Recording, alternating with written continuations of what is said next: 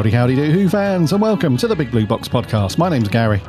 My name's Adam. And this is episode 286. Oh, yeah. One day, I shall come back. Yes, I shall come back. Until then, there must be no regrets, no tears, no anxieties. Just go forward in all your beliefs and prove to me that I am not mistaken in mine.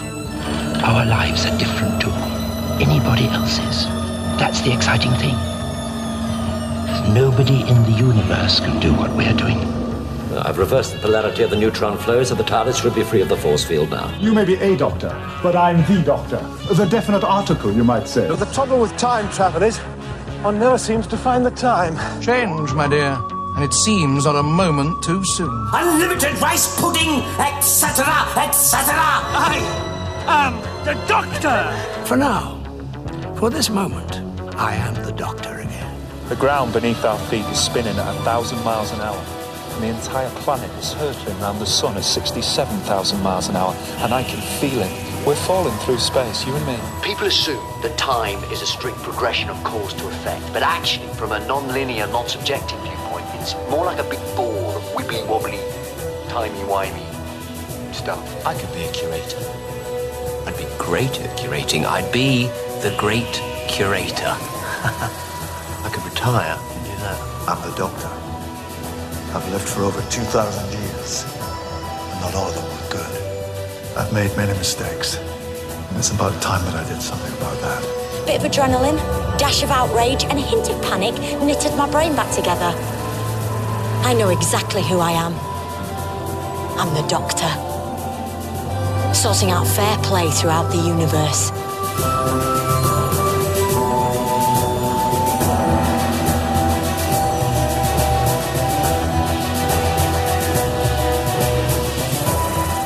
Hey, hey, hey, Who fans?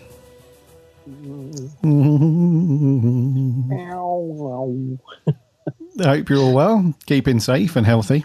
Welcome to episode 286. The old Big Blue Box. The old podcast. Get that old podcast in your ears. The old podcast done, mate. Back for another week.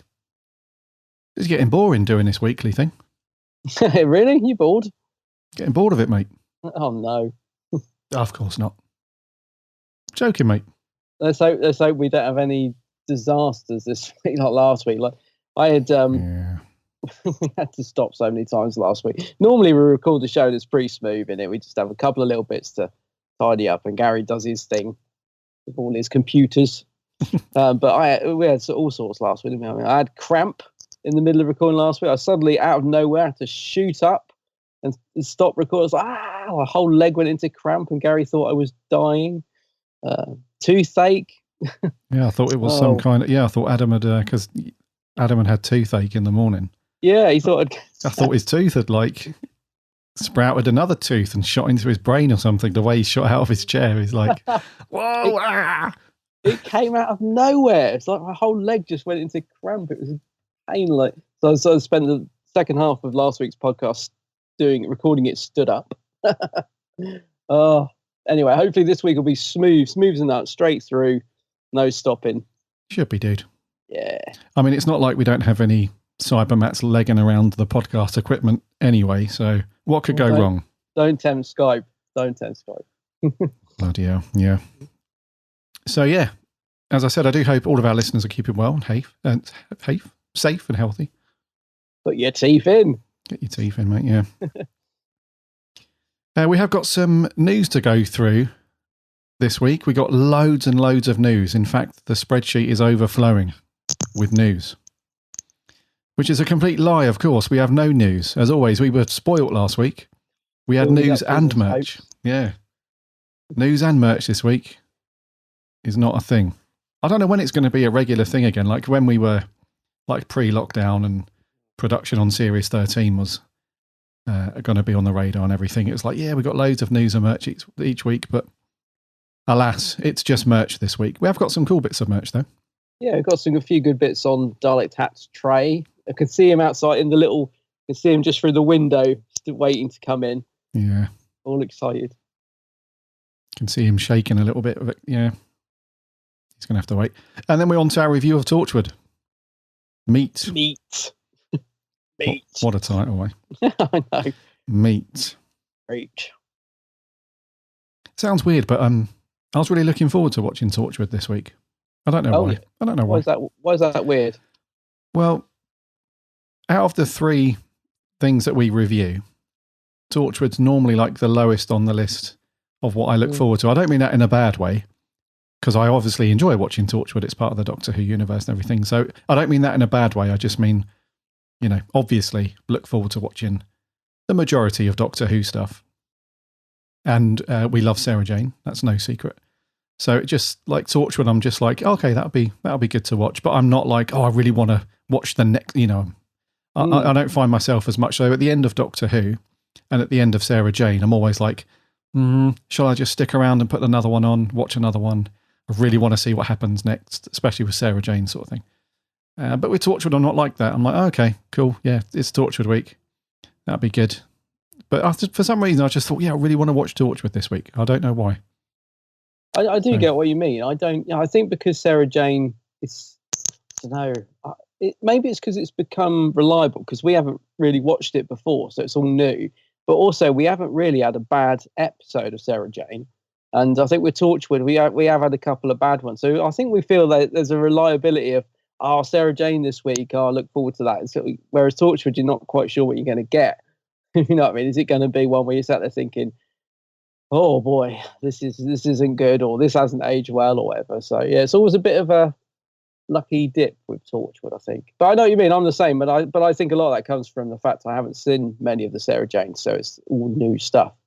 Having said that, I've seen all of Torchwood, and there are still episodes that we've watched that I haven't remembered watching, so they've not been that memorable. But yeah, gosh, wait till we get onto. Are we gonna? Yeah, I suppose we are going to do Miracle Day. I don't think I ever finished Miracle Day, to be honest. No. I don't think I did. That's the American one, right? Because I always say the wrong thing. That is Miracle Day. Yeah, that's going to be interesting, I think, because that is a total tone shift, isn't it? Yeah, it's a weird one, isn't it, Torchwood? Because we had the first 2 series were fairly straightforward. I mean, like, there was a kind of an arc, I suppose, running through them, but they were essentially just a series of standalone stories, weren't they? It was like Alien of the Week, Creature of the Week kind of thing. There's like little threads running through, wasn't there, with like Jack and Yanto, Rhys coming into the fold and some other bits, like Tosh liking Owen. Yeah. Those kind of little things, but nothing real crazy. And then when we got onto Series 3, Children of Earth, and we had those 5 episodes there, that was obviously a very linked arc, wasn't it? All very connected. And then I guess a very similar vibe for Miracle Day, I think it was that last one, Series 4, that was slightly shorter than the first 2 series, wasn't it? It's only had like 10 episodes? 8 or 10, yeah. How many episodes is Miracle Day? Miracle Day, that's what I'm saying. It's only 1, 2, 3, 4, 5, 6, 7, 8, it's 10. Yeah, see, in my head, I always think that was a mammoth. I always think it was a long series. Maybe I did finish it, but maybe I missed a couple of episodes in between it. I know I haven't really, I couldn't get invested in it, but I'm quite looking forward to revisiting that one when we do get to it, just to see if it's better or worse than I remember, if you know what I mean. Yeah. No, I read you, man. Yeah, when I got to the end of Miracle Day, I remember thinking, I don't want to go into much because we'll get to the review ultimately next year at some point, but yeah, I can't remember how I felt at the end of, I remember feeling very differently at the end of Series 3 and 4 than I did the first 2 series, because it was a shift away from the normal, like, standalone stuff, really. Yeah. Yes. So I don't know, man. I don't know. But anyways, this week, I've been looking forward to a bit of the old Torchwood, and yes, it should be good. You've been up to anything Doctor Who, buddy, since we last spoke? A little bit. Did a little bit of Big Finish.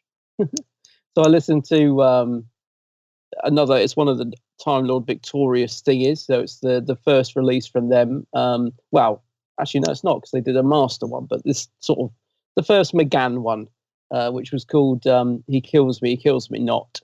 So 8th Doctor, we get to meet Brian the Ood. Nice little short sort of hour-long story. Quite enjoyable. I'm liking Brian. I don't think you've listened to this yet, have you? Nope. No, I won't say too much. A fairly straightforward story. I think when you do listen to it, you're going to like Brian because he's a nude. We all love a nude anyway. But I think you'll like the character of Brian Udinasu. There's some quite dodgy accents in it. There's a bit of they've got some people doing some real American twang. Surprisingly, though, one of them I think actually is American. Or I'm not sure anyway, but yeah, some of the accents are a little bit dodgy in it. But yeah, that was quite an enjoyable little listen. So I'm quite looking forward to the next part of that, which I think is out in November, right? The Dalek one? Yeah.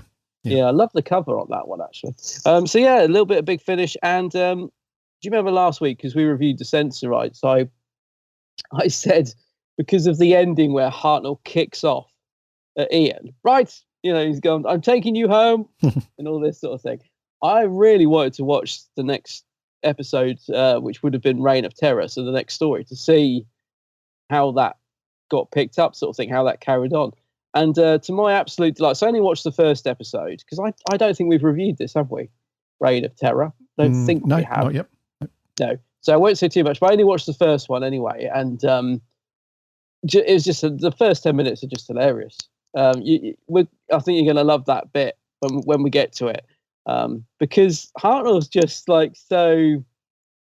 Well, he gets it all wrong. Basically, like, there you go, we're back on Earth. Off you go, and get out, sort of thing. And it picked up very nicely from the end of the Sensorites, and it was very enjoyable just to see that sort of very humorous start to the episode. I suppose I won't say too much because we'll review it, but yeah. So I watched a bit of that, and I did flick through and take a look at the animation because I don't know how early on in the animation sort of scheme of things in Doctor Who this was, but it's very different, the animation, to what we get now. Mm-hmm. So yeah, I just thought I'd have a little look at that to see how it compared, really. Yeah, I'm gonna say I think I slightly preferred it, because that like the Fury from the Deep animation is they sort of move quite staggered as this. It's a very different style of animation in this, but yeah. So anyway, I won't say too much because we haven't reviewed it, but yeah, I watched the first episode of Reign of Terror, and I did flick on a little bit just to have a look at the animated eps just to see what they looked like. So. Yeah, it was good. But I still haven't got around to watching Resurrection of the Daleks.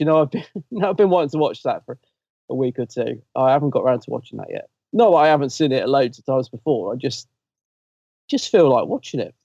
You just feel like watching it? Yeah, I might save it for Halloween because there is a lot of death and doom and gloom in it. So I might save it for a Halloween watch. Although I had planned to watch Brain and Morbius on Halloween. Okay. I might watch Brain. I'm trying to think of a good sort of.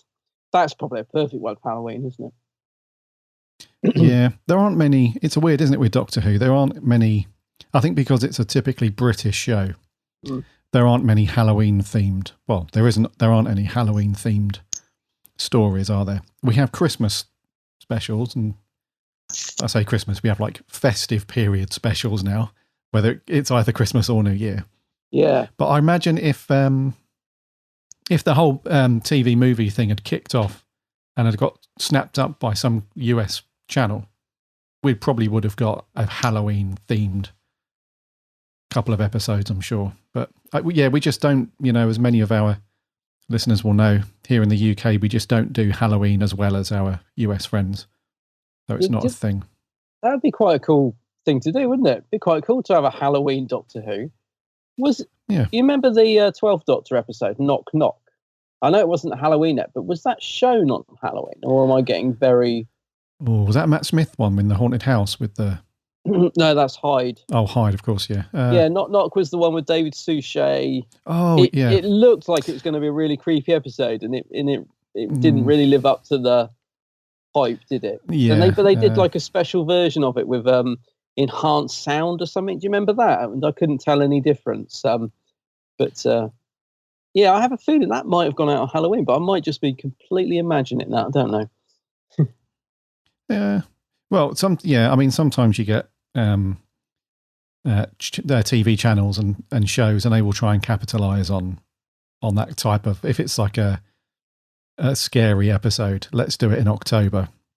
Yeah. Well, Hyde would have been a good one. The one you were thinking of actually would be a good Halloween one.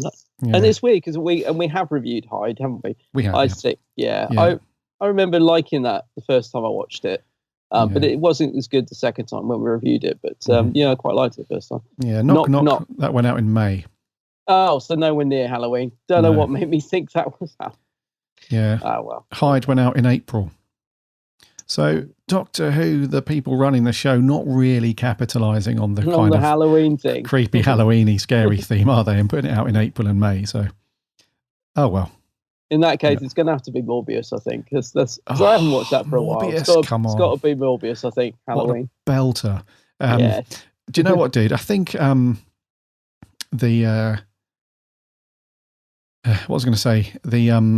It would be really good to have a Halloween, like you were saying, a Halloween themed episode of Doctor Who where it can almost be a bit of a historical, because there's a lot of history that dates back for Halloween, but nobody knows exactly where it originates from. A lot of people say it came from a couple of 100 years ago back in Ireland, and some other people think it's like a traditional English pagan thing, and some other people think it's a US thing, and All Hallows Eve and Samhain and all that lot. So it would be really cool for the Doctor to go back and look at the origins of Halloween, and they could incorporate a creepy vibe in there. It could be I don't know.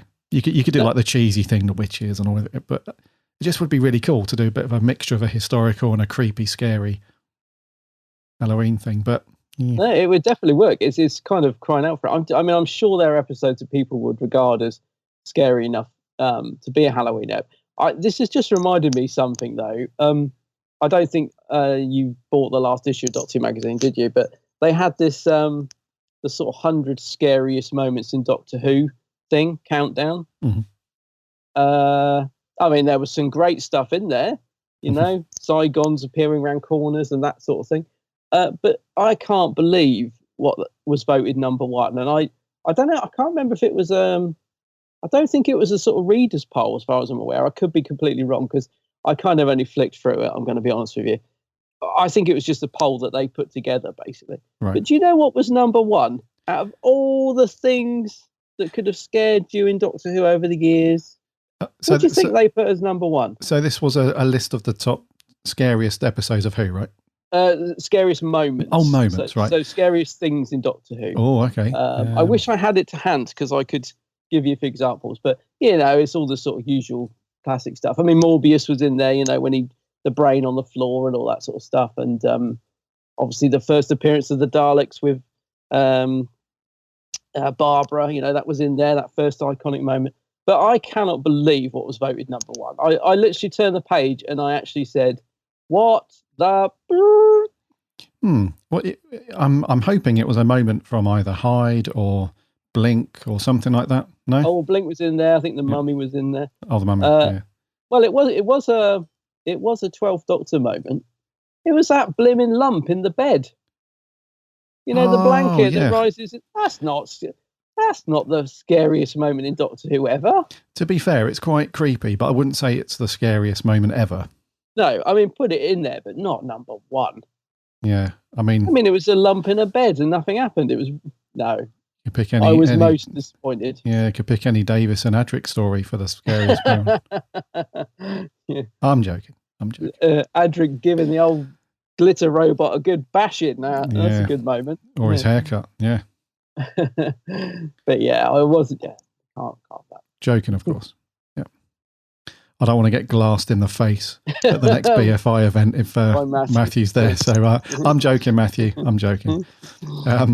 So that's been your week. My week's been very quiet, dude. I've only watched another episode of Doctor Who outside of Meet for Torchwood. I was thinking about watching Dalek, the Eccleston story, but then I thought, I've had enough of Daleks at the minute. They're just everywhere. They are. They even turned up at the end of that big finish, and I was like, oh, here they are. Exactly. Yeah. So I just went to the next one, The Long Game.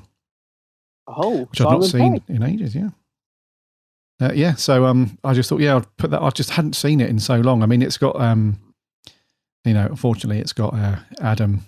What's his name? Adam Mitchell. Sorry. Yeah, he's a bit of a wet blanket and stuff, but Do you know what, dude? It was kind of cool to go back and just chill with a bit of Eccleston. That's the one I tend to skip. I haven't watched that one very much, and I absolutely love Eccleston's series. I would quite happily sit and watch it. I remember it's a decent episode, but I think everything else is so much better in that season. But it's how did you find it? Did you think it was, because as I said, it is one I don't tend to gravitate towards.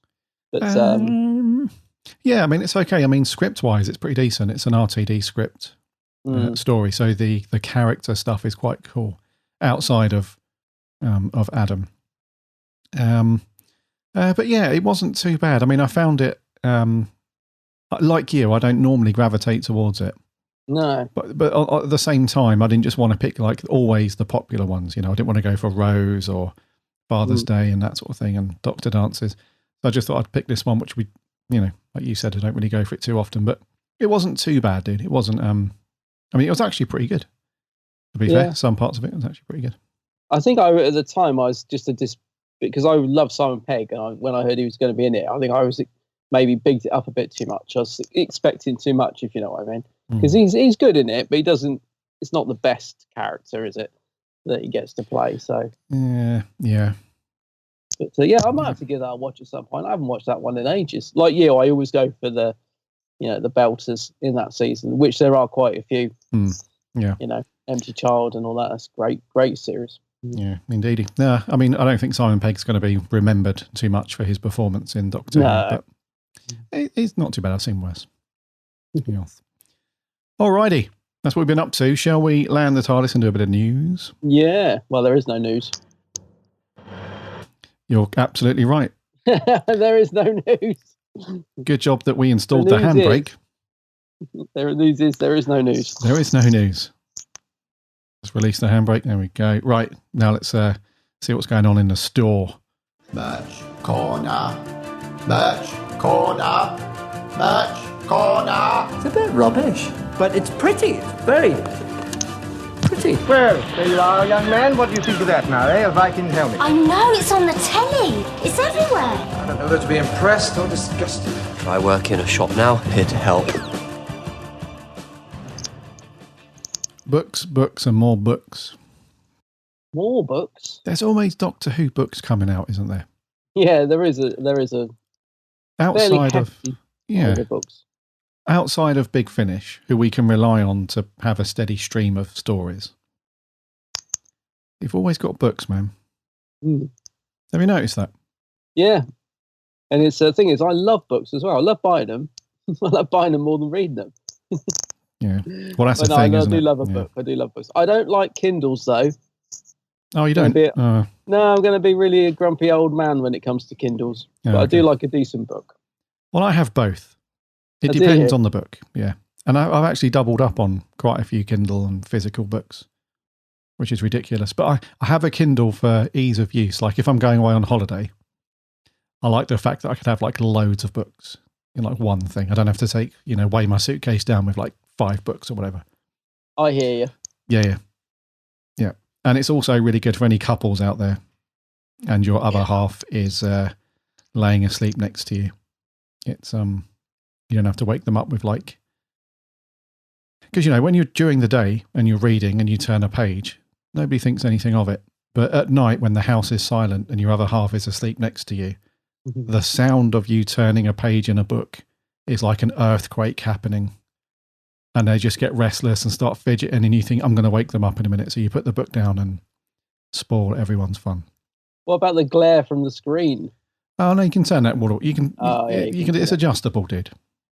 Yeah, you can turn it. Just imagine you with the whole, all the lights off and that blimming thing lighting up the room. Yeah, get into bed like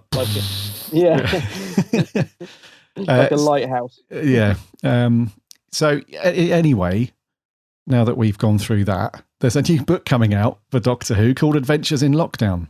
Wow. Which is an official thing from Penguin Random House.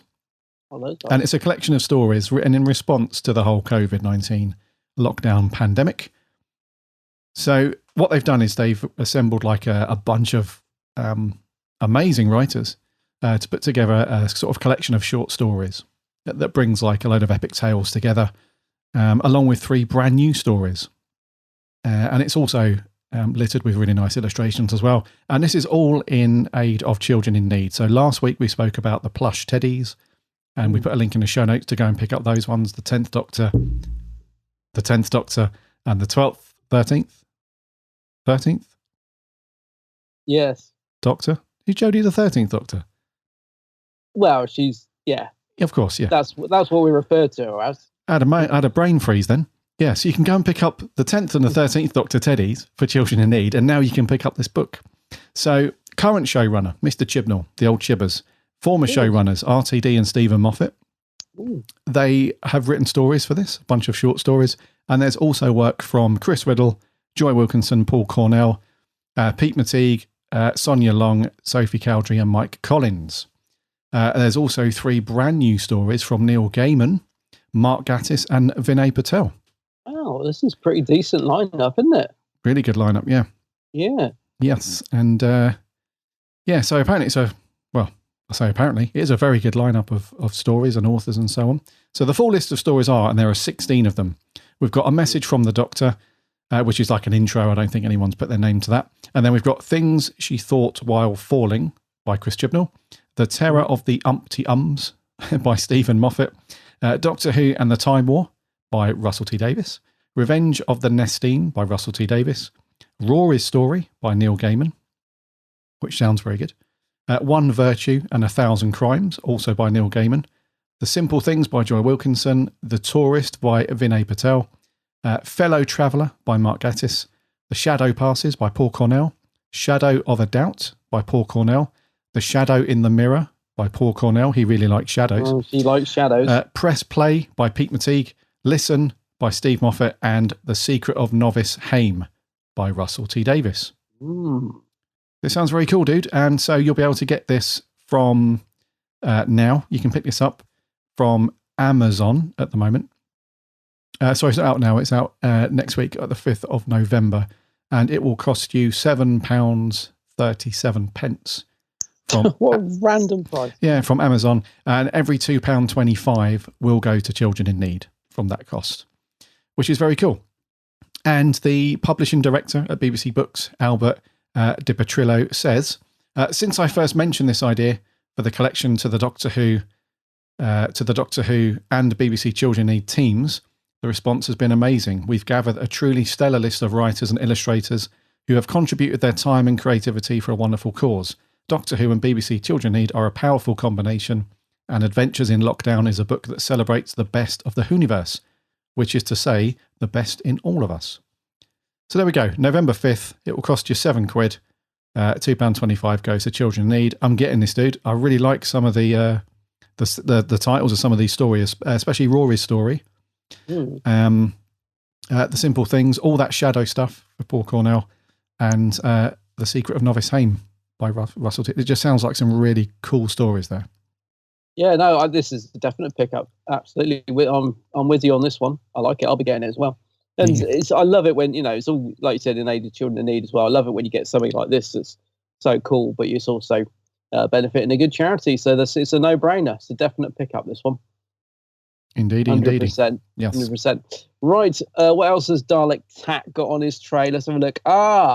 Big finish. So the latest War Master story has just been released. It's the War Master Hearts of Darkness. Absolutely amazing cover on this, featuring Derek Jacobi as the Master and Paul McGann as the 8th Doctor. And it says, in the War Master Hearts of Darkness, he is pitted once again against Paul McGann's 8th Doctor in a quest to take down his mortal enemy and take over the universe. Joining the crew of rogue pilots and missionary pirates on this perilous mission are actors Colin McFarlane as the Dark Knight, Tanya Moody as Motherland, George Fletcher, EastEnders in brackets, means nothing to me, and Sandra Huggett from Casualty. Plus, there's the return of fan favourite Narvin, played once again by Sean Carlson. Who's Narvin? See, I'm a bit out of the loop here because Big Finish released so much great stuff. I've had to, cherry pick a few things these days. I can't buy all the range, and I hear that the War Master range is brilliant, but unfortunately, I haven't been getting this one. I haven't been getting any of the War Master stuff. I might go back and pick some of it up if they do a sale, but yeah, I'm well out of touch with this. But it looks great, sounds good. I would imagine Derek Jacobi is fantastic on audio. So there's a bit of blurb about it. I'll just give you that. It says, find the Doctor, stop the Doctor, and if necessary, kill the Doctor. Recruited by the Celestial Intervention Agency to track down his oldest enemy, the Master finds himself thrown into a mission that will take him into deepest Dalek. Oh, not Daleks again. Yeah. Yep. Dalek territory. Abandoned on the planet Redemption, he assembles a crew, acquires a ship. The journey that follows is certain to test them all, and not everyone will survive. But space pirates, or like that, and living corpses are the least of their worries. Their biggest threat remains at large, a Time Lord who likes to call himself the Doctor. So it's pretty cool. It's a good write-up. I mean, I know I'm thinking about the Daleks, but yeah, it sounds pretty good. And this has just come out now. So if you've been following the War Master series on Big Finish, you're probably going to want to get this. It's $24.99 on collector's CD and $19.99 on download. Not sure how many discs it is, 3 or 4, I would think. Yeah, I'm not sure. Just probably clicking on the link, it's loading. It's 4 discs. 4 discs. 4 discs. Yes. There we go. 271 minutes of awesome story. Yes. That character Narvin, he was he's part of the Celestial Intervention Agency. Oh, right, okay. Yeah. He's not a bad character, actually. Pretty good. See, there's times I would have just known this stuff, but at Big Finish, you have to really keep up with it, don't you? Yes. Yeah. Yeah, it looks pretty good though. Yeah, so it does. Yeah. £20 on the download, £25 for CD, and it's out now. Yeah. Moving on, we have another steelbook. A steelbook coming soon. This is up for pre-order now. They're rattling through these modern series setups now. So we've now got Series 7, which is up for pre-order. And as we all know, Series 7, this is where we're still on Matt Smith. So there are 14 big blockbuster-style movie episodes. Oh, it's that season. Yes, each a brand new big epic adventure. And they save a spaceship full of dinosaurs. They don stetsons in the Wild West, and are even kidnapped by the Doctor's oldest foe. They arrive in Manhattan with weeping angels. Will the Doctor really lose Amy and Rory? You know how the deal goes with Series 7. It's that one. And so it includes, along with the actual episodes themselves, we have 6 prequels, which I think they did as like little webisodes, right? I think so, yeah. We've got 15 behind-the-scenes featurettes. We've got 4 commentaries, 3 additional scenes, 3 documentaries, 3 exclusive content. We don't know what that is at the moment. We have something called Script to Screen, Good as Gold, The Making of the Gunslinger, Pond Life, and a Comic-Con featurette. Pond Life, do you remember that? That was good. Yeah, that was definitely online, wasn't it? Pond Life. Yes. Yeah, it was. So you can pre-order this now from the usual places. The 2 most common ones, the most common one obviously being Amazon, and then you've got like a slew of others. You've got zoom.co.uk, you've got Zavi, you've got HMV, all of those places. I imagine it's all going to be the same price at the moment. It's $27.99, and it won't be out till December, so the 14th of December. So there's no excuse. So anyone that's struggling to buy your other half who's a Doctor Who fan a gift, this is a nice little one to sling under the tree if they don't already have it. It looks good, doesn't it? Is this a Sophie Cowdery cover? I believe so. Possibly. Yeah. Yep. Looks like hers. I like it. It's very busy. When I first saw it, I was a bit like, there's a lot to take in on that cover, but the more I look at it, the more I love it. Looks really good. Yeah, it's not too bad, actually. I hope I've said that surname right, by the way. It's Cowdery, isn't it? Sophie Cowdery. Yeah. I think, do you know what, dude? I think we had a real mixed bag with Series 7. Oh, in terms of episodes? Yeah. So I'll pick it up because of OCD and FOMO, because I've got the other ones. I have to get this one now. Yeah. God's sake. So I'll pick it up, but I'm not sure about, I don't know. Yeah, it's Sophie Cowdery, dude. Yeah, definitely. Yeah. I don't know. Yeah, I'll pick it up, but I'm sure we had a very mixed run when we were reviewing Series 7. Yeah, it is. It's a bit of a bit hit and miss. But it's Matt. I love Matt. Yeah. He can make he carries a good, even if it's a rubbish story, he's normally good in it. Yeah. So there we go. Series 7 on the way. Pick this up to carry on your Steelbook collection.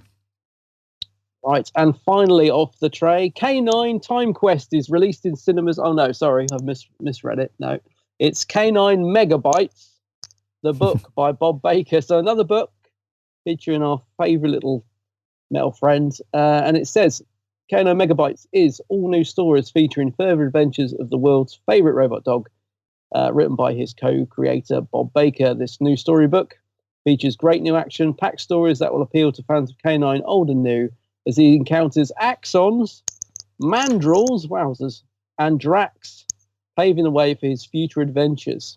It's a pre-order and includes Bob's autograph. Oh, wow. And it is available exclusively from www.k9official.com. So it's hoped that this will be printed and out by January 2021. And sounds good. So to launch the book, Bob Baker and Paul Towns will be special guests on the Type 40 show on the Spacebook YouTube channel. Oh, okay. I don't know this. Do you? No, I've not heard of the Spacebook I'll have to before. check that out. Discussing the new book and K9's past and present. So it sounds pretty cool if you like K9. One thing that I don't know if this is the finished cover, but what is that? What is that on the front? That's not K9. That's that's that Canadian K9, isn't it? Or was it Canadian? No, I think it's well, it could be, but I'm pretty sure. Remember when I think it was not even last year, the year before, there was a big build up around a new K9 movie. That's what I was on about. Timequake. Never materialised. Oh, was that a Canadian production? Was it? Oh, okay. no, I don't know if it's Canadian. No, right. do you remember there was a little TV series featuring like a live action TV series? Or it might have even been cartoon. I never watched it. Featuring that design of K9. Yes. Australian, I think it was actually. Right. Okay, yeah. So yeah, it looks like the updated new super modern Iron Man-esque kind of K9. We'll get it off. Yeah, we don't want that K9. We want the proper one. The proper one. Yeah, I think. I assume then this is Mark III. I don't know. But anyway, yeah, it's the newer Marvel Universe type of K9. And this will set you back £10 for the book plus £3.90 postage and packing if you're in the UK, or it will cost you £15 postage and packing for everywhere overseas. But it could be cool if K9's your thing, and it is. The author is Bob Baker, by the way, as Adam said, so that could be cool. Yes, well, I won't be getting it while it's got that K9 on the front. Oh no, I want the proper K9. Well, not at all. I don't want that Botox K9 that they've got on there. No, thank you. Oh, no. The Iron Man K9 is the perfect description, isn't it? Yeah. Adam's put his foot down on this. I will. Well, I love K9, but not that one. Oh, well. Okay, so anyway, cost you £10 in the UK or overseas. Just be aware of the shipping and stuff. And when is this out, did you say? January next year? January it's supposed to come out. And I do jest. I love K9. I'll probably pick it up. You will. Yeah. Okie dokie, right, that's merch done. Time for review. What we got? Yeah, so it's those old chaps and lasses at Torchwood again. And this story is called Meat. Have you never seen something so mad, so extraordinary, that just for 1 second you think that there might be more out there? I'm from Harwood's. I'm going to need to arrange to move the lorry. The police have taken the meat out the back of the van. You any idea why? How would I know? It's definitely alien meat. It's Rhys. He must be in on it. I was hoping maybe I could pick up from where he left off. We've got to shut the operation down and identify the alien meat. You lied! You were at that crash! I catch aliens! Aliens? In cat? Somebody said. In prison, chained and drugged. Welcome to planet Earth.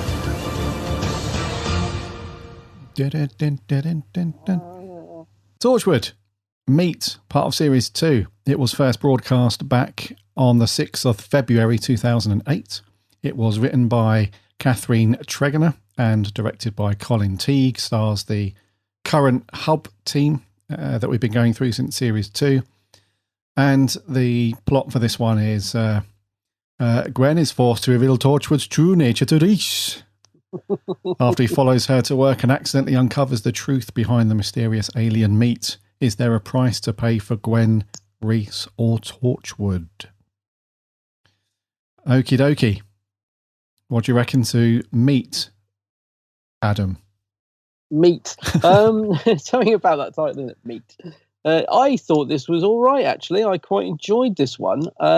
Very simple story. Just the fact that this alien sort of blob, if you like, is being is being used to make pies and things, and Rhys gets involved. But what I liked it is that I think we've been needing this story, because I really like the character of Rhys, and as we're rewatching Torchwood, I, in my mind, thought he was in it a lot more than he has been so far. He's really been a sort of side character that we get to see a couple of minutes in each episode.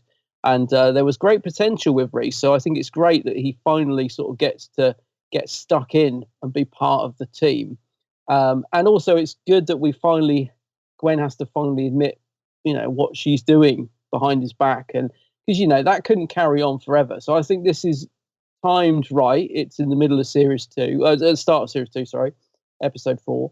So it just feels like this was a natural time for this story to be told. In other words, I think, Rhys finds out about Gwen. He gets to be part of a story properly. And for me, it pretty much works. And that's why I don't mind the fact it's quite a simple story overall, because I think the more important thing is to sort of have some progression in the characters, which is something that didn't sort of always happen in series 1. It was very clunky, series 1 at times. So yeah, this feels like, they're thinking this, they're thinking ahead. There's a bit more backstory going on now in Torchwood, so things are starting to click and come together. So yeah, I thought it was decent. I thought it was a decent episode. Nothing amazing. It's not going to be. It wouldn't be one that I would watch a lot, but it will.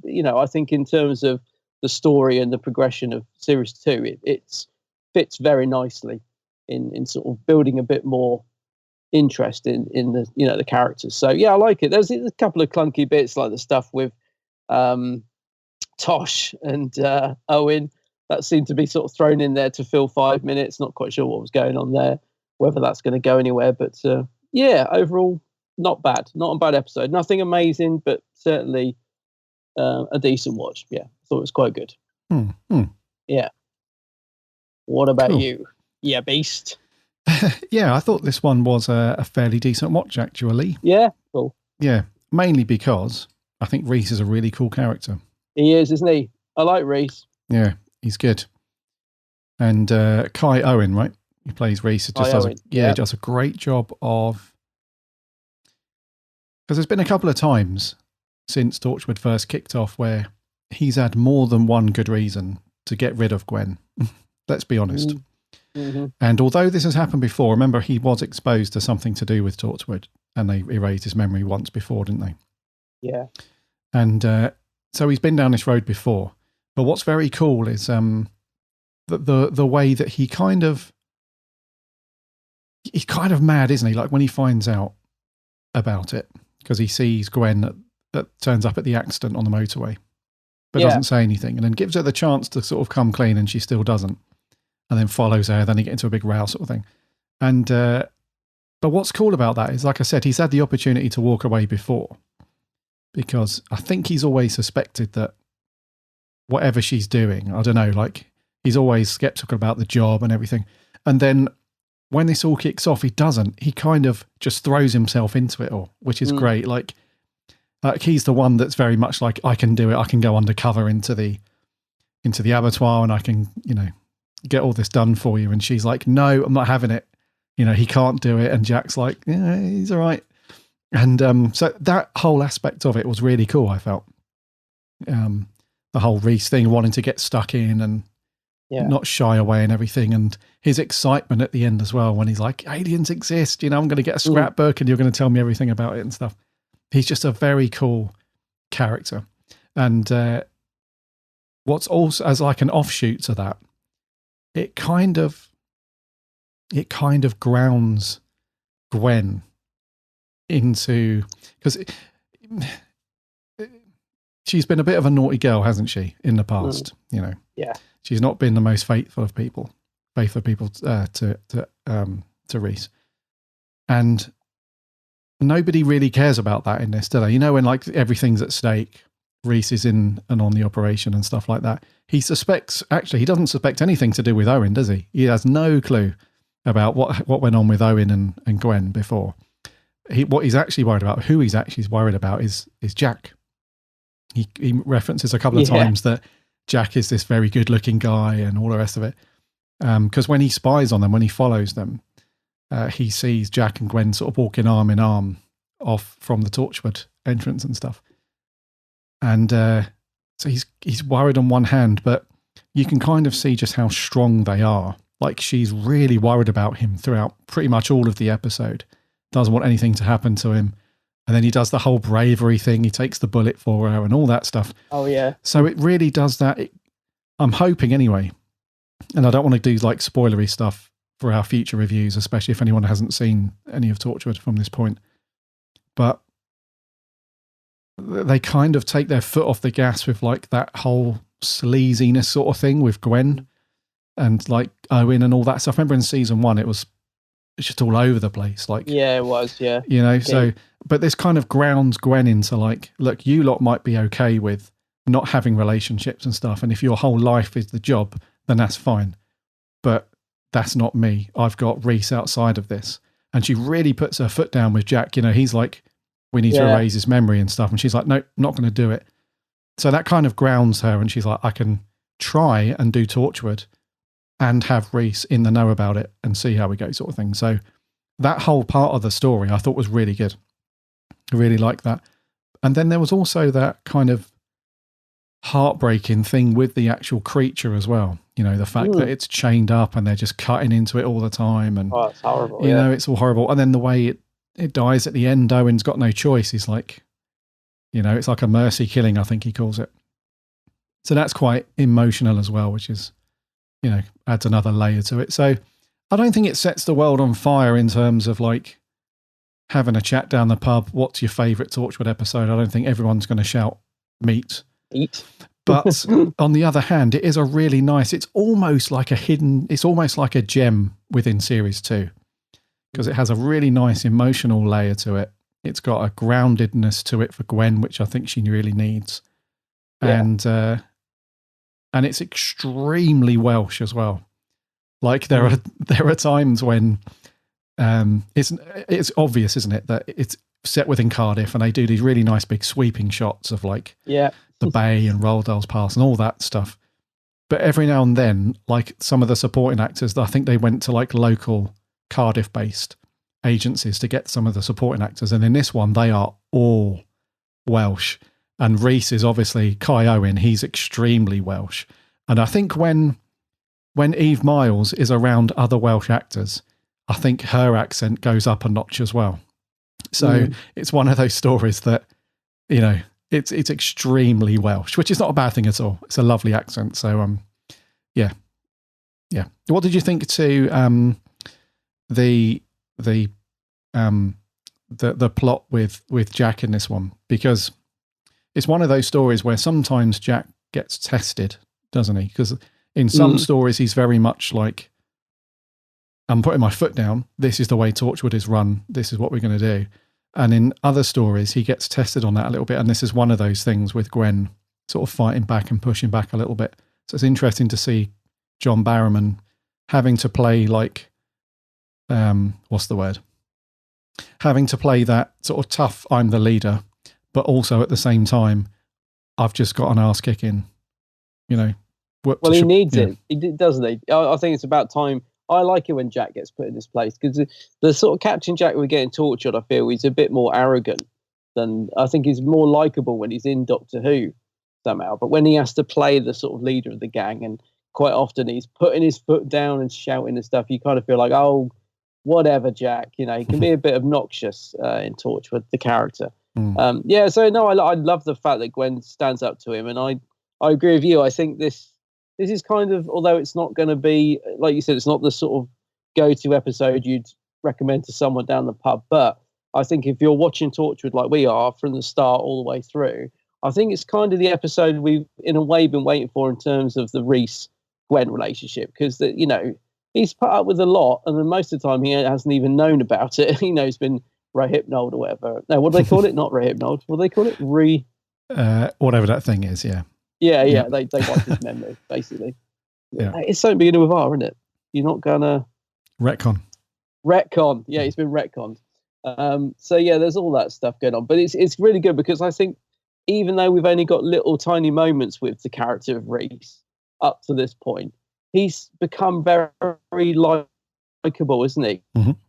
Yep. These sort of comedy moments, played the sort of comedy moments, and he's a very likable character. But you always got the feeling that he had more to give, and I think Kai Owen really goes for it. He's like, yes, finally I get an episode where I can actually show my acting socks, if you like. And he really does. He's great in his performance.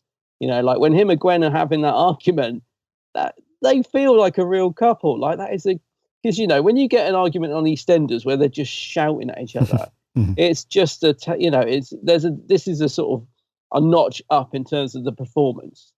The acting between the two of them, there's clearly a very good rapport between those two actors. It's just really nice to see Kai getting to show what he can do in terms of his acting, in terms of the character, and it all works really, really well. I think he's just a very, very likable character, and I'm hoping that he will become more involved in Torchwood from this point. I think he does, but I honestly can't remember, to be honest with you. But it's good, and I do love the fact that they don't retcon him at the end. I think it would have been an easy get out. It's like, we've told that story, so now we'll just reset it again so he doesn't know about Gwen. They could have gone down that route, but I'm very glad they don't. I'm glad that he gets to know about it because it makes for a really nice ending, doesn't it? Like you said, the bit about, we can get a scrapbook, and he's really excited. And I think, like Gwen, we know that she can trust him. So obviously the rest of the Torchwood gang, they don't really know the character of Rhys. So they don't know that he probably won't say anything, but Gwen knows him, and she knows that he wouldn't, he's not going to go and blurt it out or whatever. So we feel like as a viewer that we're with her on that, don't we? We're like, yeah, she can trust him. We know Rhys is a decent guy. He's not going to, he's not going to do anything to jeopardize it. So I like that. I like the fact that it's left with them both now. Finally, all the secrets are out. Well, most of them, and he can get to be a part of that. So be interested to see where it does go with the rest of the series. I can't really remember much, but I'm glad that he's become more of a character in this. Yes, yeah, so. And that's what makes, I think, us left. So at the end of the episode, it was good, and Russell T Davies refers to this as like a rite of passage for them as a couple. And it is good because, like you said, as the viewer, you can absolutely see why Gwen can trust him. And he kind of shows a tiny little example of that at the end, like they're sitting outside on the steps at the end. That's that whole bit where he's all giggly and excited. Yeah. And his phone rings and it's his mate. And for a split second, you thought, is he going to say, "You never guess, mate"? Yeah, you never guess what. Yeah. But then he goes straight back to like normal, like pre-knowing that aliens exist, Rhys. And the way that she looks at him, she kind of looks at him like, okay, I've got nothing to worry about. I can trust him 100%. And like you said, we as the viewer, like, you can, he's trustworthy. And I think that's all very, like I said, the whole thing around Jack, because we all know it's coming towards the end. So at the end where they're back at the hub and they're talking about it, and I think Jack says that we had to erase their memory. Oh, they're sorting out Rhys, his bullet wound and stuff, and Jack's like, we had to erase their memories and stuff. They'll remember who they are, obviously, but the events of what happened. And as soon as he says that, we're like, right, keep saying Owen. As soon as he says that, we're like, right, Rhys is next. He's going to be next he's going to be retconned, and we're going to go back to square one. And the fact that Gwen really stands up to, because I think she says it initially, like, yeah, I'll do it. And then she storms back in. She's like, no, not happening, man. And you can tell that, like, Jack, like, his nose is out of joint a little bit, and he's a bit like, because he shouts back at first, doesn't he? And then he kind of sort of swallows, his pride, I suppose, his leadership pride. And so it's really good. Like the whole big monster thing and the alien trap, although that is heartbreaking, it doesn't really play a huge part in the story, really. No, it doesn't really, no. Yeah, it's more about the kind of dynamic relationship that's now formed, because they all know that Rhys is, because there's a bit where Rhys goes into the hub and they're all sitting around the conference table and they're discussing the plan. He's like, right, the creature's here, I'll bring you in, all the rest of it. And Gwen's still kicking off like, I don't want him to do it, sort of thing. But it's the other, like Tosh and Yanso, they're like throwing these funny little quips around, like, oh, here we go. They're not really, you can tell that everyone's put out a little bit because they're all used to this close-knit little group, and then all of a sudden Rhys is on board. And so just lastly, and they're kind of looking at it from two angles, I felt. One part of it was like, this is great. Even though Gwen doesn't like it, he can get us in, we can save the day, job done. The other half is like, oh, because I think Owen's like, always lovely with the old domestic, because they're shouting at each other and stuff. Yeah. So it really changes the dynamic of everything. I thought that was good. Yeah, no, I was sort of picking up from that actually. I really liked the way that the story brought Rhys into it as well. It worked, it starts very simple, that he sees an accident on the motorway and it turns out to be one of his delivery trucks, and then he gets, embroiled into this whole thing. I thought the way it was written worked really well. The way he was actually brought into the story like that. It sort of did flow quite naturally, sort of thing, rather than him, I don't know, just sort of happening to be, at the warehouse with the creature. But the fact that it was part of his sort of delivery company as well and all that stuff, because I liked it when they at first think he's in on it as well. I thought, yeah, they would, because he's totally not his fault. But when they're phoning up asking him some quite standard questions, like, if you got a number for the company, and he's looking at the secretary like, hang on, I'll just look for you. Where's the number? She's like, we didn't get one. And you think that sort of stuff happens, doesn't it? Mm-hmm. Where, and he's sort of taking the brunt of her mistakes, which is making him look guilty, like he's part of it. And I thought, yeah, this is good stuff. It's very simple, but the storytelling and the script and everything, I thought was just very well plotted out, the way that he was sort of brought into this particular story in such a big way. Mm-hmm. That all works really, really well. And the fact that he, like you said, he throws himself into it, he totally gets it, doesn't he? Once he sort of works out what's going on. Because there's all the stuff as well of him following Gwen to try and find out, and he thinks, oh, she's meeting up with this guy. Okay, this is what's going on. And then he realizes it's something else. It all moved at a fairly good pace, and all those little sort of things that you'd naturally sort of think all sort of get answered throughout the story. Mm-hmm. Like, is she having an affair? Oh no, it's more than that. Is Rhys involved? Oh no, he's not. He's just got tangled up in this sort of web of, story. So all of that I just thought was really good in terms of the storytelling. Mm-hmm. No, it's good. And that was really cool when they're having that big bust up after he's followed her and he's trying to get her to come clean. He thinks that, and there's some harsh language in that bit as well. They really went for it. He thinks that she's doing the do with Jack. Yeah. So that's what he's focused on. And then when she says about aliens, he doesn't believe her, does he? He's like, you must be mad, sort of thing. What are you talking about? So, but then I'm thinking he's just seen one. That's the only thing I thought. I was like, you've just seen the blimmin' alien in the warehouse. Well, yeah, that's what I was going to say. He says, you must be mad. And then he says, like, well, why don't you prove it? I thought to myself, well, you've just seen. So maybe he thought that was just like a big whale, like a beached whale. Like Owen says, it's like a beached whale, or Jack says it. But just on maybe he just can't believe it for a second. Yeah, I mean, actually thinking about it, I mean, I suppose you wouldn't necessarily assume alien. Like if someone took you to warehouse and there was a big sort of whale thing in it, you might just think it was. We haven't seen. I don't know everything that's in the sea. I probably would just assume it was some sort of. Mm-hmm. But yeah, I guess in terms of when I was watching this, because we know it's alien, I was thinking we've just seen an alien Rhys, but I suppose he might not have necessarily thought, oh yes, it's obviously an alien, because you wouldn't, would you? You'd think it was something out of the sea, I suppose.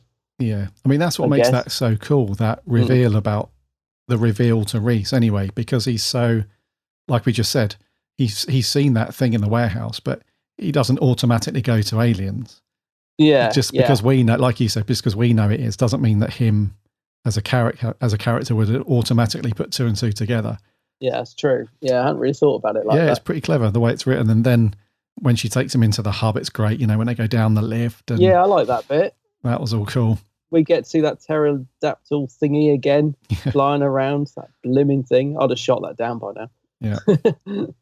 What did you think of the CGI in this, though? Like the actual creature? It reminded me a little bit of the Beast Below, you know, from the Matt Smith story a bit. But what did you think of the CGI? It's a bit ropey, isn't it, in places? I mean, the bit where they're going down in the hub is not too bad, but the actual creature itself, it looks a bit ropey. But then, what year is this? 2018? No, sorry, 2008. 2008, yeah. So 12 years ago. I mean, it's all right. Yeah, I mean, it's not terrible. I mean, in one respect, it's pretty good that this wasn't filmed in... Actually, was this filmed in HD? I can't remember. I think it was. Yeah, it was. No, it was. Oh, was it? Oh, yeah. What I was going to say is... Well, I was going to say it's a good job it's not in HD because you'll be able to pick out all the little probs with the CG, but it was, and that's because it didn't look too bad, to be honest with you. It didn't look terrible, but yeah, I don't think they had the biggest budget for CG stuff back then. No. So it's passable. It's not too bad. Yeah, it's not bad, but it's not great. Yes. Yeah. And and then the other shot when they're coming down the lift into the hub, that always looks a little bit ropey. I think they just reused some of the older CG shots from Series 1, so it's not too bad. And fortunately, there's not a lot of it in this. There's a little bit with the creature at the end. But again, not too bad. And they've kind of made the best that they can do. Like the worst bit was when Owen is injecting it at the end with whatever he's come up with to kill it. That's like the ropiest bit when the camera's behind him and he's like, you can tell that Bern Gorman's just pretending to like stab something and then do that.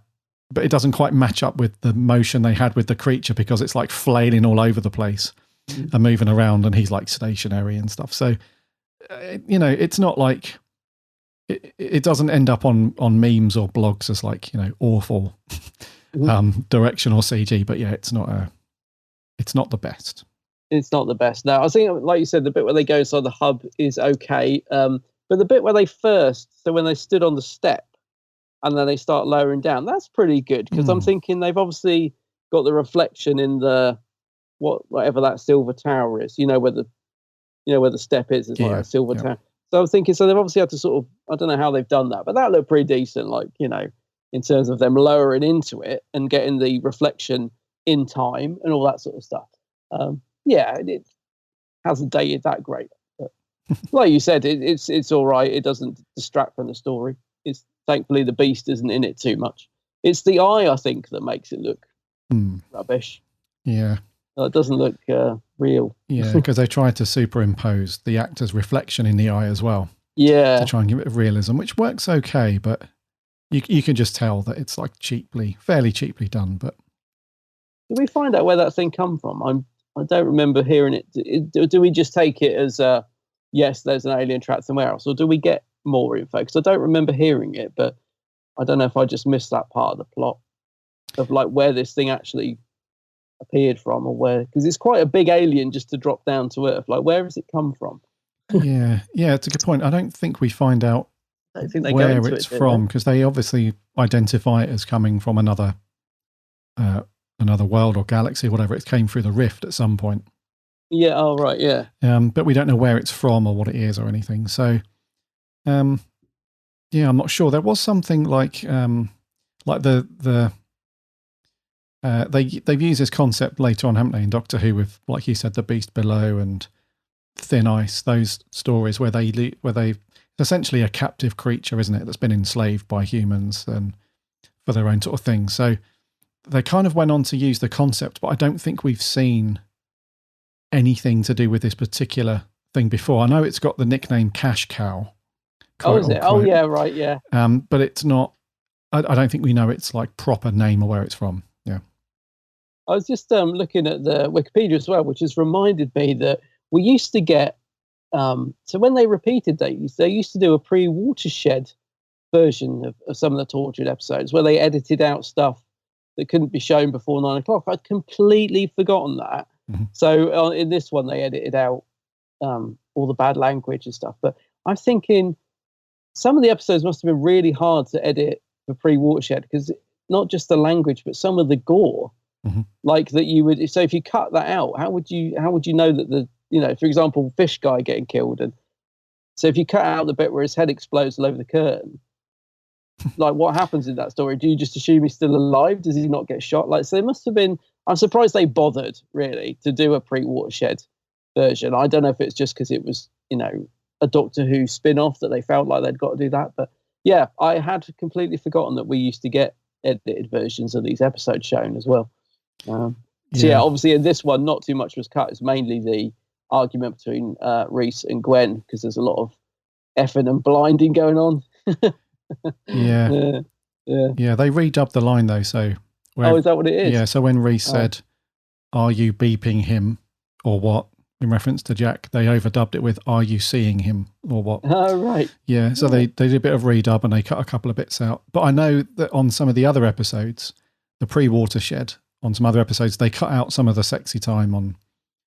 I think there's at least 2 other Torchwood episodes where it gets a little bit hot and heavy.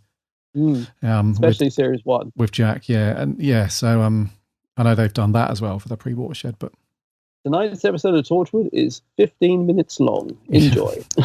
When was what is the Watershed in the UK? Is it still 10 p.m? Was it 9 p.m? It used to be 9.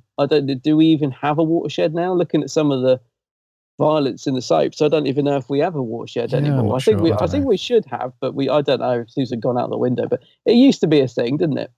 There'd be no sort of, there would be no sexual violence, before 9 o'clock and all that sort of thing. Yeah, I don't know, man. And then some of the other.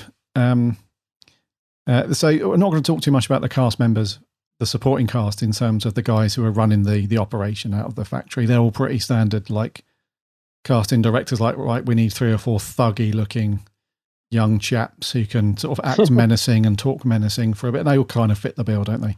The only exception is the guy who's I think he's like the scientist guy. He doesn't seem too happy with what's going on, and they made me do it. Yeah, that guy. Yeah, so those guys were fairly standard. Not bad. They're just fairly standard, But poor Tosh, she's still trying to chip away at Owen, and he's not interested at all at the minute, is he? The longing looks and the little hints she gives, he's just not taking any notice at all, is he? Poor old Tosh. She's like, I made you some sandwiches.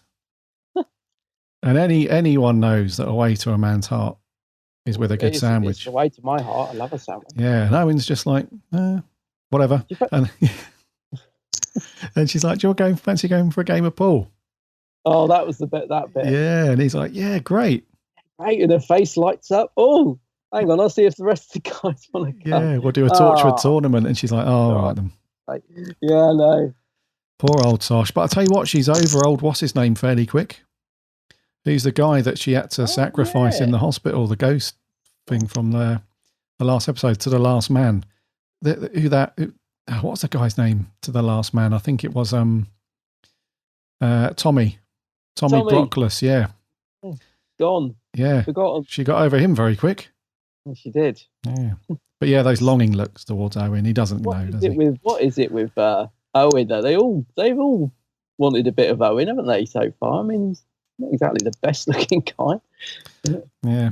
And he's a bit of a, well, can't say the word, pre-Watershed, but he's a bit of a, I mean, I like Owen, but he's a bit of a lad. He's a bit of a lad, isn't he? Yeah. Yeah. And what's good about Bern Gorman though is that he kind of sticks to the character fairly consistently. Like you know what you're going to get with Owen, which is good. And I'll tell you what, he's pretty menacing. He does play a good baddie though. So there was a film that dropped on Netflix a couple of weeks ago, like I think it was called Alona Holmes. Like she's the younger sister of Sherlock Holmes, and Bern Gorman plays a baddie in that, and he's very good as the kind of assassin baddie dude. I can imagine, because he's got an unusual. I mean, it's in the nicest way. He's got an unusual look, hasn't he? So he's good for these sort of parts. But no, and I like the way he plays it. Bern Gorman. He's totally got the character of Owen, isn't he? That he's just that's what he wants to do. He's a bit of a selfish character, I suppose. But yeah, poor old Tosh. Do they ever get together? I don't know. No spoilers here, mate. No, I can't. I genuinely can't remember. I can't remember to spoil, but yeah, poor old Tosh. What about old Yanto then? Old Yanto. Well, he gets a couple of good lines. There's a good bit when they're talking about meat and stuff, and he went, "Pizza's arrived," and he gets a couple of funny bits like that. But yeah, not getting a lot to do, is he? No, he's still moping around after Jack. Still a couple of longing looks at Jack in there.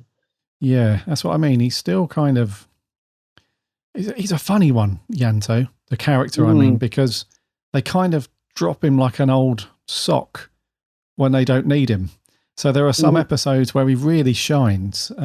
Back in series 1, the whole cyber girlfriend thing, yeah. All that stuff. And he's really... he does have those moments, but then there are other episodes like this one where they just relegate him back to, because the way you kind of look at it, it's like he's got total commitment to Torchwood. There's no bones about that. Even when he does get relegated to just the butler, basically, he's the guy that orders the pizza and stuff like that. And then you think, well, hold on a minute. No, he is part of the team, because when they go to the abattoir, he's there and he's stun gunning people, and he's and he's undoing his hand ties, and then he's having a ruck and all that lot. But then when they get back to the hub, he's then back to butler duty again. And I was trying to remember in the first series whether he got to go out with it, because I was thinking this. I thought, although he doesn't get much to do in this story, he is there when they go out, on the crime scenes and stuff. But in series 1, did he, or was he just in the hub? Because in my mind, I'm thinking, no, he was just like the T-boy in series 1. But maybe, I can't remember, maybe, did he get to go out on the adventures? I can't remember. He did a couple of times, yeah. He definitely did a couple of times. And there was that story where they went out into the countryside, and there was like those weird people he did all that stuff. And so he has like, in series 1, he had the odd outing, and so far in series 2, he's had the odd little mix up. But yeah, it's strange that Jack hasn't sort of promoted him to a proper team member.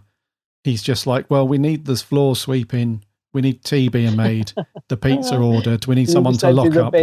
Yeah, we need someone to take the bin out, and we need someone to lock up at the end of the day. So I think Jack's happy to keep him doing those things. But thanks for coming out and risking your life. Yeah, but thanks I think for taking a bullet. But if you can just clean those bins before you leave. Yes, and I think it gets a bit more complicated as well moving forward, because things do progress a little bit between Jack and Yanto. Yeah. Don't they? So it gets even more complicated. But anyway, I don't think he's getting a pay rise anytime soon.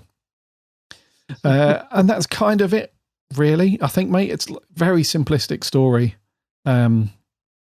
Spoken about the characters, the CG. What about Barrowman, though? Because I get the feeling Barrowman wasn't really too bothered, because he wasn't really centre stage in this. And although he's okay in the scenes that he does, I get the feeling he wasn't really giving much in this story. It's a bit like, I'll just come and read these few lines that I've got this week. And I don't know, I just get the feeling that because he wasn't centre stage of this, he wasn't really giving his all in this one. I mean, he's good in the scenes, he's all right. It's good when he has a bit of a standoff with Gwen, but he's defeated pretty quick, and he sort of soon knuckles under and says, "Oh, all right then," But he doesn't get much to do this week either, does he, Barrowman?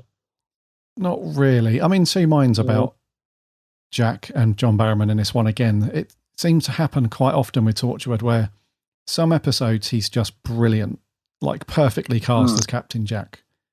And then there are other episodes where, like in this one, there are two parts of it that I'm just not too keen on. Like there was a scene where they go and scope out the warehouse, and they notice that Rhys is out there talking to the dudes out in the car park.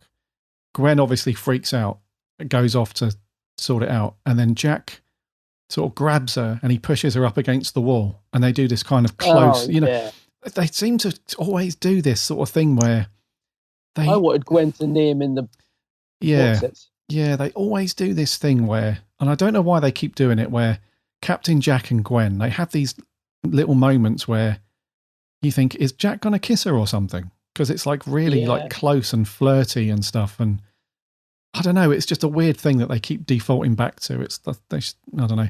So there's that. I didn't like the jealousy bit either, where he's like, he's getting a bit. Jack was getting a bit jealous of. Yeah. He could see the sort of relationship between Gwen and Rhys was very strong, and he didn't like it. And I'm thinking, oh, get over it, Jack. You've got enough. You've got enough on your plate. Mm-hmm. You don't need to have everything, everyone.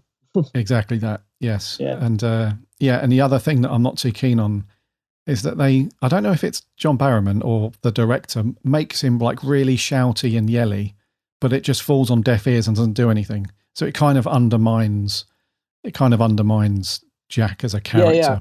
So I like it when he does it. And you just sort of think, oh, whatever, Jack. Yeah. So weirdly, I like it when he does that to the other hub Torchwood peeps. There's a couple of scenes where, he's actually really shouting at Rhys as well as Gwen, and they kind of go along with it.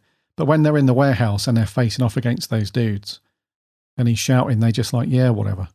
So it kind of falls on. I'm not sure if that's John Barrowman saying like, right, I'm going to shout in this bit because I need to put some authority in and all the rest of it. And the director's like, oh, right then.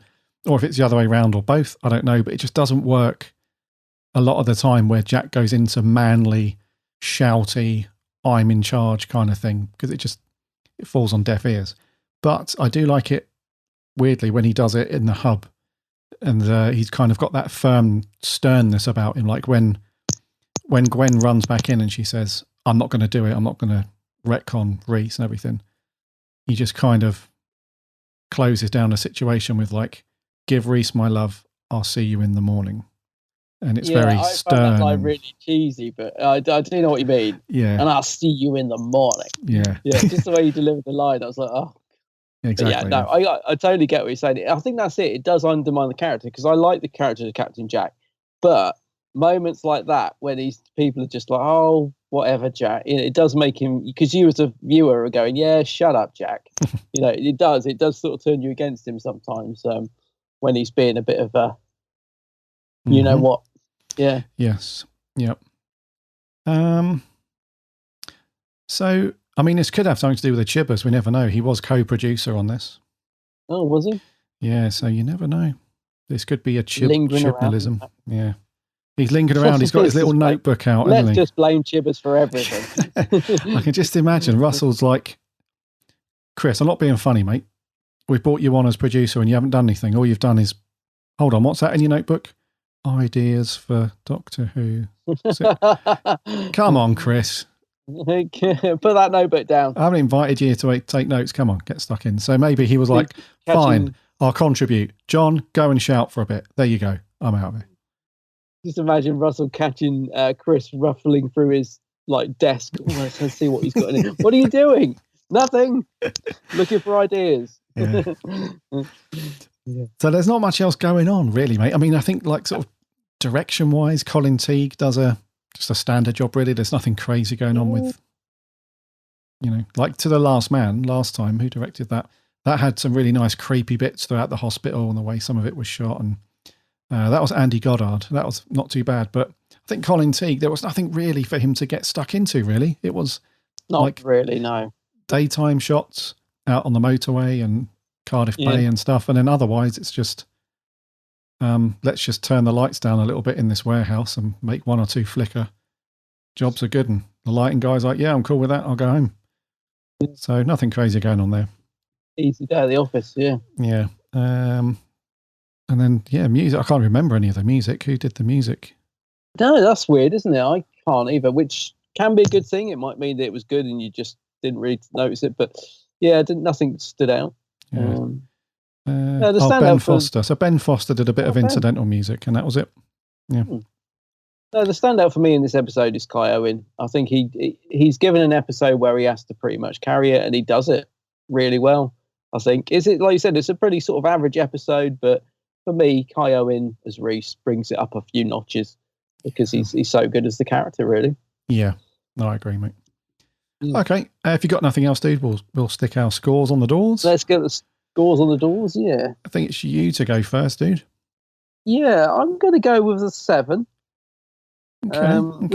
which is quite a high rating, really. I mean, but I feel like I feel like it's better than a 6.5, which is what I was umming and ahhing. I feel like it's a decent episode. So I'll go over 7. Yeah, I'm going to join you on that as well, dude. Ah, good. Yes, I was hovering between a 6 and a 7. But Yeah. then... just because there is nothing amazing about it. It's like 7, I normally think is a good, that's when things are starting to, it's a good score, 7, 8. But it's not bad either. So it's not really a 6, is it? No, I don't think it's a 6. No, and I think, well, I was hovering between a 6 and a 7, but I think remembering how good Kai Owen is as Rhys and how we've talked through his character and how he gets stuck in and all that sort of stuff, I think it does elevate that to a 7. I think it's a decent score indeed. Yes. Right, yeah, what did our awesome listeners think? We had a few audio clips in. Let's kick off. From Down Under, as usual, this is Sammy Satine. G'day, Gary and Adam, Sammy Satine here. So, meet. So, at one point during this, Captain Jack and a bunch of Whovians pondered what would the Doctor do in this situation. Stephen Moffat obviously saw this and wrote the beast below. This is good. I like the bit with Bloody Jack at Harwood's with the receptionist. It's more like the one we know than what we usually get in Torchwood. Yep, I'm once again in the I don't have much to say mode. Then again, it's starting to get a bit hot here. But enough about the weather. Anyway, I give it 6 space whales out of 10. See ya. Don't let the hot weather bother you, Sammy. You've got a lot of it coming up. Send some our way. It's bleak and red. Yeah, not much to say from Sammy. Gave it a 6 though. Thank you very much, Sammy. Moving on, this is Matt Steele. You won't be sorry with a Harwood's lorry. It's a very Marmite story, this one, in my opinion. There are bits that I love about it, but just as much I can't stand with it. I think it's fantastic we finally see Rhys finding out about Torchwood and what Gwen does. Rhys, I think, is probably the most relatable to the audience out of the lot of them. I also love the story concept, how the alien gets dealt a crappy hand and gets found by criminals who want to harvest its flesh, resulting in a merciful but tragic death for the creature.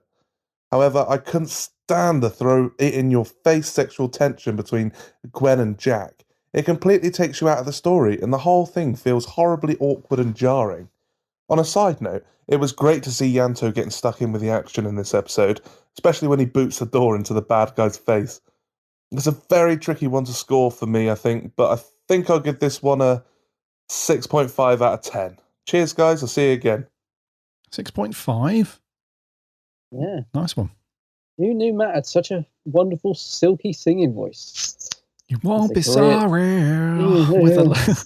Yeah, nice one, Matt. It's we need to record that. It's I understand what you're saying as well, because I think when you think back to some Torchwood episode, you think, oh, I can't remember if I really disliked that one or really liked it. Is it a Marmite story? But yes, no, I read you, dude. So 6.5? What did Matt give it? 6.5. 6.5, yeah. Nice one, dude. And lastly, it's Mr. Joe Turner. Meat is a very enjoyable episode for me. Yes, the CGI of the big whale was not great, but at the same time, it stood up for the time.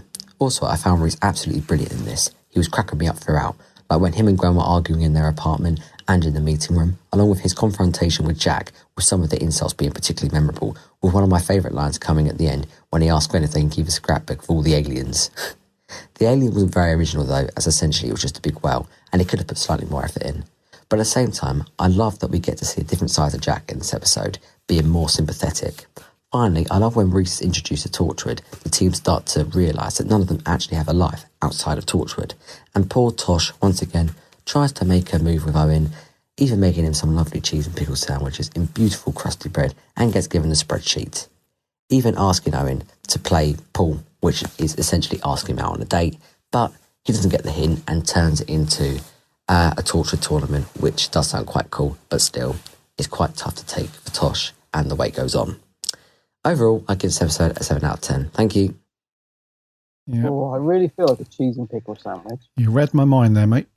I was thinking a cheese and pickle. I forgot to mention as well, when you see it in the episode, you think, bloody hell, that is a nice looking sandwich. Yeah. Isn't it? Yeah. Well, I'm thinking, come on. Like, Tosh is a good looking girl, and cheese and pickle sandwich. God, it's a win-win. I don't Do you know what, mate? Playing it. Do you know what? Sometimes you're not lucky enough to get both. a good looking partner, and they can make a sandwich. Yeah. He should be all over, Tosh. All to yourself. Yeah, all to you anyway. So, a 7, I think, from Joe, right? Yeah, we got distracted by the Choose Pickle. I think it was a 7, Yeah. Thank you very much, Joe, and our other audio reviewers. Let's go to the socials. Over on Twitter, we had TardisNet66. Says, very strong story. Like seeing Gwen face the consequences of working with Torchwood, bringing conflict to her relationship with Rhys and strong conflict with the dark side of humanity, trying to exploit an alien being for profit.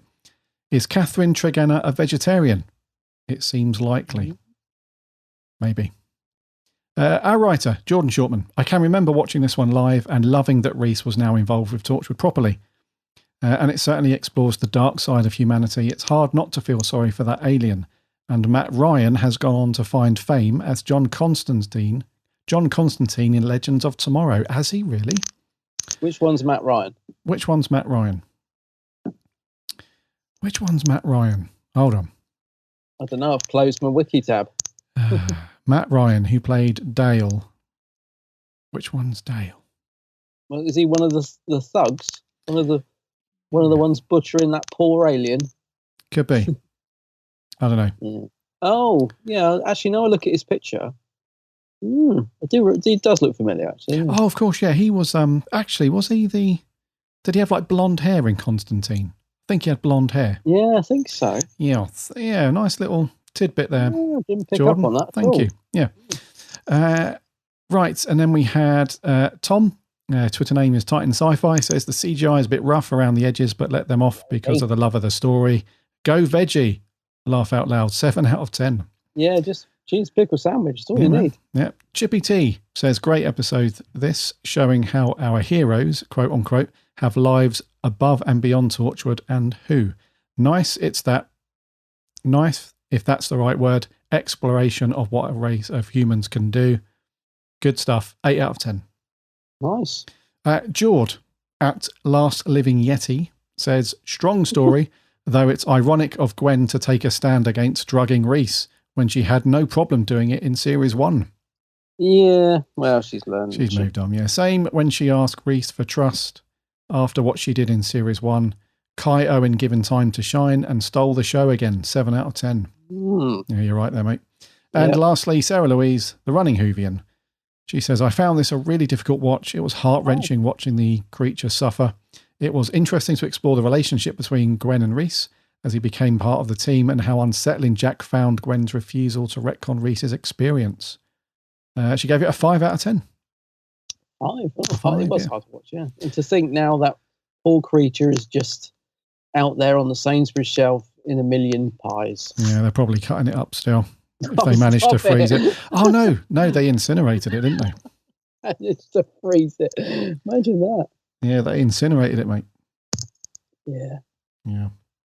And sorry, on Facebook, we had just one review over there from Joseph Howarth. And he says, it's a good episode, but not something I would return to anytime soon. The episode feels similar to The Beast Below, even though this episode came before it. And honestly, I think the concept is a bit better here. Sorry, Gwen, but lying to Rhys was not on. Plus, he was going to find out. And what the hell was up with that scene with Owen and Tosh? It just came out of nowhere, like they are establishing something here. Please don't make Owen and Tosh a thing. It's bad enough I had to put up with Owen in season 1 because he was being a jerk all the time. I don't want any more soap opera stuff with these two. Anyways, like this episode, but wasn't that memorable. A 7 out of 10. 7. Yep. So that's all we had over on the socials and stuff. Thank you so much, everybody, for sending in your reviews and thoughts, as always.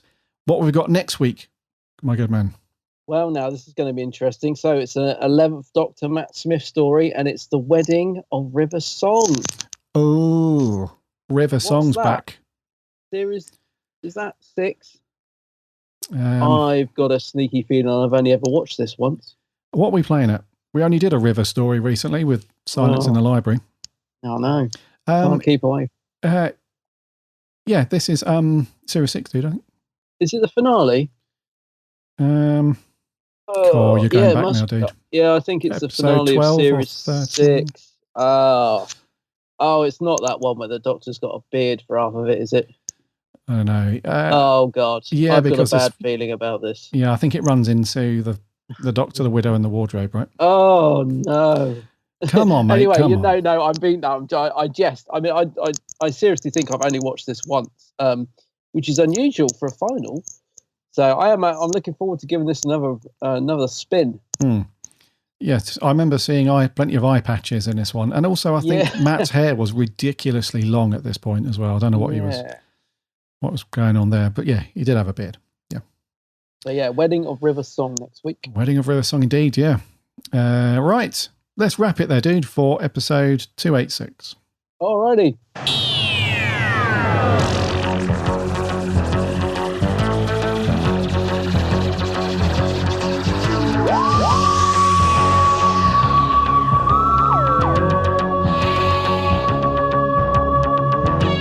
Thank you so much for sticking with us once again and coming back for another week. It's been great to have you all aboard the TARDIS for another rip-roaring week of Doctor Who and Torchwood. Still no news, but we did have some cool merch. Remember to go and pick up that book for children in need. It looks very, very good. Doctor Who during lockdown, and also those plush teddies as well. If the 10th or 13th Doctor is a thing for you, go and pick them up, all in a good cause. Thank you so much for your reviews, audio reviews, and also on the socials for Meet from Torchwood. Next week, as Adam said, we're on to The Wedding of River Song. It should be interesting to review that one. In the meantime, head over to the website, bigblueboxpodcast.co.uk. You can listen to all of our episodes on there. Plus, you can check out all of our cool articles and reviews from our writing team, plenty of Doctor Who and everything to get stuck into there. We're on the socials too, Instagram, Twitter and Facebook. Come and give us a like and a follow over there as we chat Doctor Who throughout the week. And please subscribe to our show as well on whatever podcast app you get your podcasts on. Just do a search for the Big Blue Box Podcast. You'll find us on there. That way you won't miss a show when it lands every single Friday.